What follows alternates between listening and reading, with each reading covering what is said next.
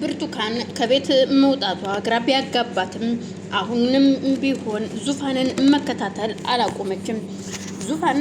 ዙፋን በሄደችበት እያደባች እየተከተለቻት ነው። ብቻዋን ሳይሆን ሌላም ሰው ቀጥራ ለሁለት እየተከታተለቻት ነው። ዙፋን በጣም አሲዳም የሆነች ልጅ ናት። በሷ ምክንያት ነው ከቤቴ የወጣሁት እንጂ ያ የተረገመ ወንድሟም አይድንም ነበረ። ደግሞ እሷን ማገት መያዝ እፈልጋለሁ።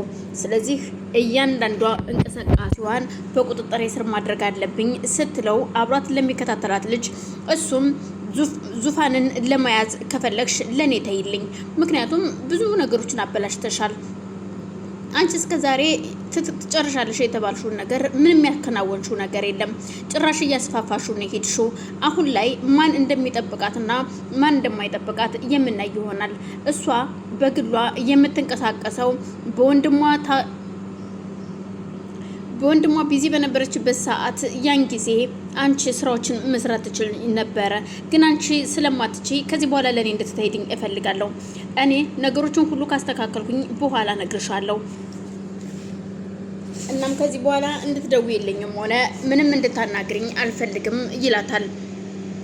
ግን እኔም ደግሞ ያው እያንዳንዱ መውጫ መግቢያዋን ስለማቀው አሁን ትከታተለኛለች ብላ ስለማታስብ እርግጥ የሆነ ችግር ከተፈጠረ ብርቱካን ናት መባሉ የማይቀር ነው። ባለፈው ጊዜም አንቺኛዋ እህቴ የሆነ ጊዜ አስደብድባት ነበርና አንቺ ነሽ ነው የተባልኩትኝ። አሁንም ቢሆን አንቺ ነሽ ከመባል ወደ ኋላ አልልም። ስለዚህ ምንም ችግር የለም። በየአንዳንዷ እኔም እከታተላታለሁ። የምትውልበትን ብዙ ጊዜ እኔ አውቃታለሁ። ዙፋን ታውቃለህ፣ በጣም ከባድ ልጅ ናት። በአንድ መንገድ አትሄድም፣ በአንድ ሀሳብ አታስብም። እና ስለዚህ አንተ በአንዱ አቅጣጫ ስትከተላት እኔ በአንደኛው አቅጣጫ እጠብቃታለሁ ስትለው፣ ለማንኛውም ግን 100% ለኔ ብትተይልኝ ጥሩ ነው ይላታል። እሱም አለቃ ስለነበረው ምንም ችግር የለውም። ዙፋን የማን ልጅ እንደሆነች ጠንቅቀን እናውቃለን። ዙፋን የዶክተሩ ልጅ ናት። ግን ደግሞ ዶክተሩ ሌላ ልጅ እንዳለችውም የታወቀ ነው። እቺ ልጅ እያደገችው እርግጥ ከነ በረከት ቤት ነው። የበረከት እናት ናቸው ያሳደጓት። ግን ደግሞ ዶክተሩን ለመበቀል እያንዳንዷ ላደረጋት ጥፋትና ስህተት ለመበቀል የሱ ልጅ መያዝ አለብን። እሷን ከያዝን በኋላ ነገሮች ይስተካከላሉ። እያንዳንዷ የሱ የሆኑትን ነገሮች መንጠቅ አለብን። እናም በርትተህ አሁን እቺ ልጅ መያዝ አለብህ። ተከታትለህ መጀመሪያ እንድታጠና ትፈልጋለሁ ይለዋል። ይሄም እሺ በማለት ዙፋንን ለመያዝ እያንዳንዷ እንቅስቃሴዋ በጧት ተነስቶ በሩ ጋር ስትወጣ ይጠብቃታል። የሚጠብቃት ሰወር ያለ ቦታ ቁጭ ብሎ ይጠብቃታል። ዙፋን በፍጹም ሰው እየተከታተለኝ ነው ብላ አስባም አታውቅም። እርግጥ ብርቱካንን ትፈራት ነበረ። ብርቱካን ሁልጊዜ ስትከታተላት፣ ግን ደግሞ ዙፋንም በአይነ ቁራኛ ስታያት ስለነበረ እያንዳንዱ ማን እንደተከታተላት ታውቃለች። እሷ ግን እየጠበቀች ያለችው ብርቱካንን እንጂ በፍጹም ሌላ ሰው ይከታተለኛል ብላ አስባም አታውቅም። ያንን ለማድረግ በድንገት ለዙፋን ወላጅ እናት ስልክ ደውላ ልጅሽን ነይና ይልቁን እውነታውን ነግረሽ ልጅሽን ውሰጅ፣ ልጅሽን ልጅ አድርጊ፣ ልጅሽ በብዙ ነገር ተጨንቃለች ስትላት የሁሉን ነገር ስለነገረቻት እሷም ግን እኮ እቤት ሂጄ ምኞት ሁሉንም ነገር ነግራኛለች። ምኞት ምን ብላ ነው የነገረችሽ ስትላት፣ ምኞትማ ወንድሟ እንደታመመ ማለትም በረከት የቴቴ ልጅ እንደታመመ በሱም የተነሳ ልጅ ዙፋንም ጭንቀት ውስጥ እንደሆነች ሰምቻለሁ። ስለዚህ እኔ አሁን ሂጄ እኔ እናትሽ ነኝ ብዬ ልጅን እየበለጠ ሞራሏን መስበር አልፈልግም። ምክንያቱም ወለድኳት እንጂ እኔ አላሳደግኳትም። ያሳደጓት እነሱ ናቸው። ልጅነቷን መቼም አይፍቋትም። ልጅሽ ናት፣ እናትሽ ናት ብለው ያስተዋውቁኝ ይሆናል። ስለዚህ ወንድሟ እስከሚሻለው ድረስ በትዕግስት እጠብቃለሁ ስትላት፣ ብርቱካን ግን የራሷን መንገድ ማመቻቸት ስለምትፈልግ ግድ የለሽም እኔ ልሆንብሽ፣ ይኸውልሽ ማንም ሰው ዙሮ አያያትም። ምን በላሽ፣ ምን ጠጣሽ፣ የት ሄድሽ፣ የት ወጣሽ፣ የት ገባሽ እንኳን የሚላት የለም። ስለዚህ ልጅሽን አንቺ ነሽ መንከባከብ ያለብሽ። ልጅሽ በጣም ተጎድታለች። ለብሳ ስትሄድ ሰው እንዳትመስልሽ። አንቺ እያየሽ ያለሽው ለብሳ ከቤት ስትወጣ ጸጉሯን በትና ስትወጣ በጣም የተመቻትና የደላት ሊመስልሽ ይችላል።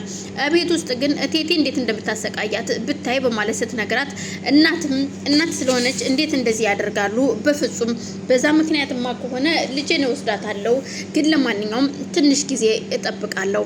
ጊዜ መታገስ እዋጋለሁ በሚለው ብርቱካንም እጅግ በጣም ተናዳ እንደዛ ነው በማለት ወደ ቤት ትመጣለች። ቤት ስትመጣ ማንም ሰው ስላልነበረ ዙፋንም ሆነ በረከት እናተም ሆኑ ማንም የለም። ያለችው ምኞትና ምኞት ብቻ ነበረች። ምኞትን ከኪችን ትጠራትና አቤት እትዬ ምን ልታዘዝ ብላ ወደ ሳሎን ስትመጣላት አንቺ የተረገምሽ ለዙፋን ወላጅናት ምን ብለሽ ነው የነገርሻት በማለት ሩጥ አንገቷን ትይዛታለች። ምን አልኩኝ? እያንዳንዷ ያልሻትን ነገር ሰምቻለሁ። አንቺ ማን ስለሆንሽ ነው እንደዚህ አይነት ወሬ የምታቀብዩ? እቅዴን ሁሉ የምታበላሽው አንቺ ማነሽ? በማለት አንገቷን ይዛ አሁኑኑ ህይወትሽ እንዲያልፍ ካልፈለግሽ ኮተትሽን ይዘሽ ከዚህ ቤት እንድትወጭ ፈልጋለሁ ትላታለች። ምኞትም ምንም እንዳልተናገረችና ምንም እንዳላወራች ብትነግራትም ምክንያቱም ትክክለኛ የዙፋን እናት እውነታውን ስለነገረቻት ብርቱካንም ሁሉን ነገር ትነግራኛለች አንቺ እንደነገርሻት። ስለዚህ እያንዳንዷ ነገር ደግሞ እንድትነግሪኝ እፈልጋለሁ። ብትነግሪኝም ከዚህ በኋላ ምንም ነገር ስለማይሆን አንቺ ከዚህ ቤት መውጣት አለብሽ፣ ውጪ ስትል አንገቷን በደንብ አንቃ ስለነበረ ትንፋሽ እያቃተኝ ነው እባክሽ ልቀቂኝ ስትላት ዙፋን ድምጽ ሰምታ ትመጣለች። ስትመጣ ብርቱካንም ምኞትን ሶፋ ላይ ተወረውራትና አሁኑኑ ልብስሽን ሰብስበሽ ውጪ ከዚህ ስትላት እትዬ ወዴት ነው የሚሄደው? እኔ እኮ መጠጊያ የለኝም። ምን ሆነሽ ነው? ወዴት አባቴ ነው የሚሄደው? እኔ ከዚህ ቤት አልወጣም ስትላት ነግሬሻለሁ። አሁን ዙፋን ስለመጣች ደርሳለሽ ሊሆን ይችላል። አይ ካልሽ ግን ህይወትሽ በኔ እጅ ነው የሚጠፋው በማለት ታስፈራራት። እባክሽን አሁን ውጭ ከዚህ ጋር ማን ነው የሚወጣው? አንቺ ወይስ ምኞት ናት የምትወጣው? ማን ነው ደግሞ አንቺን ሰው አስገቢና አስወጪ ያደረገሽ? ሲጀመር ይሄ ቤት ራሱ ያንቺ ቤት አይደለም። መውጣት ካለብሽም ደግሞ አንቺ ነሽ የምትወጪው እንጂ ምኞት አይደለችም በማለት ዙፋንም ወደ ምኞት ጠበቃ ትቆምላታለች። እጅግ በጣም በሚያሳዝነው ሁኔታ በዛን ሰዓት እሷም እየተሽቀንጥራ ወደ መኝታ ቤቷ ሄዳ ከቆየሽ ከደቂቃዎች በኋላ ዙፋንም ምኞትን አሁን ቀጥ ብለሽ ወደ መኝታ ቤት ሄደሽ ራስሽን አረጋጊ፣ በቂ የሆነ ረፍት ውሰጂ ትላትና ዙፋን ወንድሟን ለማየት ወደ ዶክተሩ ቤት ትሄዳለች።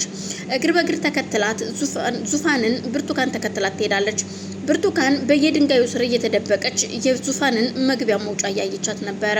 ግን ደግሞ ዙፋን ሁሉን ነገር አይታለችና የዶክተሩ በር ላይ ቆማ ካወራችና ከጨረሰች በኋላ ወደ ውስጥ ከገባች ወንድሜ እዚህ ነው ያለው ብላ ታስባለች። ስለዚህ እኔ በዚሁ ልመለስ በማለት ከዶክተሩ ጋር ከተነጋገረች በኋላ ትመለሳለች። እቺ የተረገመች ማን ጋር ነው የምታወራው? ወንድሟ እዚህ ውስጥ ቢሆን ኑሮ እርግጠኛ ነኝ ገብታ አውርተው አናግራው ትወጣ ነበረ። ግን እቺ አልገባችም፣ ወንድሟ እዚህ አይደለም ማለት ነው በማለት ብርቱካንም ዙፋን አላየችኝም ብላ ስላሰበች አሁንም ተደብቃ ዙራ እስከምትመለስ ድረስ ታያታለች። አንቺ የተረገምሽ ያላየሁሽ መስሎሻል? እጅግ እያንዳንዷ እንቅስቃሴሽ እከተልሻለሁ። አንቺ እንደምትከተኝ እኔም እያየሁሽ ነው በማለት ዙፋንም ወደ ቤቷ ተመልሳ ትመጣለች። ብርቱካንም ተከትላት ከመጣችና ቤት ከገቡ በኋላ ዙፋን ከገባሽ ከደቂቃዎች በኋላ ብርቱካን ተከትላት ትገባና ቁጭ ትላለች።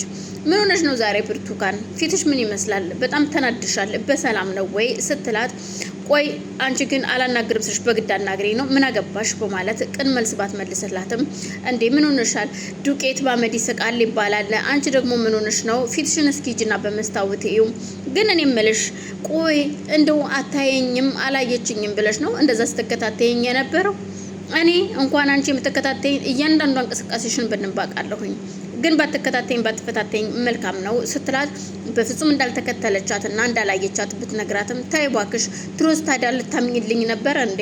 ግን እያንዳንዷ እንቅስቃሴሽን አይችሻለሁኝ ብትጠነቀቂ መልካም ነው ስትላት እኔን ምንም ከኔ ጋር መነጋገር የለብሽም፣ ከዚህ ቤት ደግሞ መውጣት ካለብሽ ትወጫለሽ በማለት ስትናገራት እየገባኝ አይደለም ምን እያልሽ እንደሆነ ዙፋን።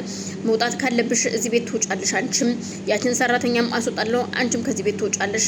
ኧረ እባክሽ መውጣት ካለብሽ እንደውም አንቺ ነሽ የምትወጪው። ይሄ ቤት የአንቺ ቤት አይደለም የወንድሜ ቤት ነው። አንድ ነገር ልንገርሽ፣ እኔ የወንድምሽ ሚስት ነኝ። ስለዚህ ይሄ ቤት የራሴ ነው፣ ከዚህ ቤት ትወጫታለሽ ስትላት አንድ ነገር ልንገርሽ፣ እዚህ ቤት ውስጥ ውርስ የኔ ስም አለበት።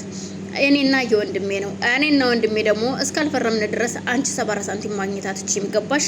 ስለዚህ መውጣት ያለብሽ ደግሞ አንቺ እንጂ እኔ ዙፋን አይደለሁም ስትላት እጅግ ትናደዳለች።